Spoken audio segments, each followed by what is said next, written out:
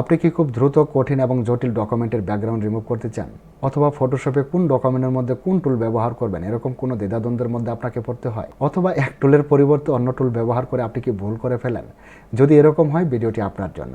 আজকের এই ভিডিওতে আমি আপনাদের সাথে শেয়ার করব আমরা কি করে 1 মিনিটে কোনো একটা কঠিন ইমেজের ব্যাকগ্রাউন্ড রিমুভ করতে পারি।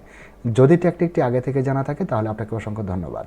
আর যদি টেকনিকটি এই ভিডিও দেখে জেনে থাকেন তাহলে অন্তত একটা লাইক দিয়ে যাবেন, কারণ আপনার একটা লাইক আমাকে অনেকটাই অনুপ্রাণিত করে নতুন ভিডিও তৈরি করার জন্য। এতক্ষণ যা বকবক করলাম এগুলো কিন্তু সময়ের বাইরে। এখন 1 মিনিট ধরে কাজ করে এটার ব্যাকগ্রাউন্ডটাকে রিমুভ করে দেব। তো প্রথমে আপনি টুল প্যানেলে আসবেন, আসার পরে ল্যাসো টুলটাকে সিলেক্ট করে নেবেন। আমি টুল প্যানেল থেকে ল্যাসো টুলটাকে সিলেক্ট করে নিচ্ছি। ল্যাসো টুল দিয়ে আমি ঠিক ল্যাসো টুল দিয়ে এইভাবে একটু সতর্কতার সাথে, মানে ইমেজের সাবজেক্টের একটু বাহির দিয়ে আমি এটাকে একটু মার্ক করে নিচ্ছি। এই যে কাজটা কিন্তু খুব সহজ, তাই না? ঠিক এইভাবে মার্ক করে নেবেন। এভাবে মার্ক করে নেওয়ার পরে দেখুন উপরে এখানে দেওয়া আছে select and mask. Select and মাস্কে ক্লিক করে দেবেন। এবার সিলেক্ট অ্যান্ড মাস্কে ক্লিক করে দিলাম। সিলেক্ট অ্যান্ড মাস্কে ক্লিক করার পরে আমরা কিন্তু ভিউ মোডে চলে আসছি। তো আমার ভিউ মোড দেওয়া আছে ওভারলে। ওভারলে থাকতে পারে, সমস্যা নেই। এবার আমরা যাব টুল প্যানেলে। টুল প্যানেলে আসার পরে আমরা এখান থেকে রিফাইন এডস ব্রাশটাকে সিলেক্ট করে নেব।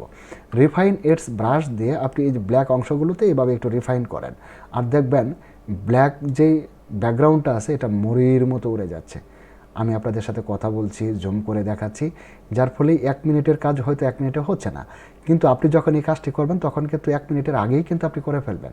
ব্যাস, আমার রিফাইন করা হয়ে গেছে। এবার জাস্ট আপনি নিচের দিকে এখানে খেয়াল করুন, দ্য কন্টামিনেট কালার, এটাতে একটা চেক মার্ক দিয়ে দেবেন।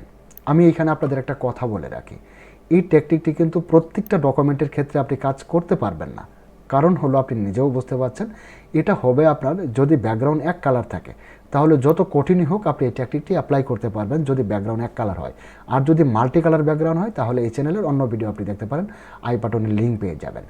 এবার আপনি চাইলে কিন্তু অন্য একটা ব্যাকগ্রাউন্ড এখানে অ্যাড করতে পারেন, যে কোনো কালার ব্যাকগ্রাউন্ড নিতে পারেন। সাপোজ আমি এই ব্যাকগ্রাউন্ডটা নিই, এটা নিয়ে নিলাম, এটাকে পিছনে দিয়ে দিচ্ছি।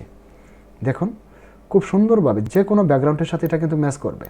খুব সুন্দর এবং নিখুঁতভাবে ব্যাকগ্রাউন্ডটাকে আমরা রিমুভ করতে পেরেছি। ভিডিওটি শেষ করব, পরিশেষে আপনাদের প্রত্যেকের সুস্বাস্থ্য এবং নেক হায়াত দানে প্রার্থনা মহান রাব্বুল আলামিনের দরবারে রেখে এখানে শেষ করছি। আল্লাহ হাফেজ।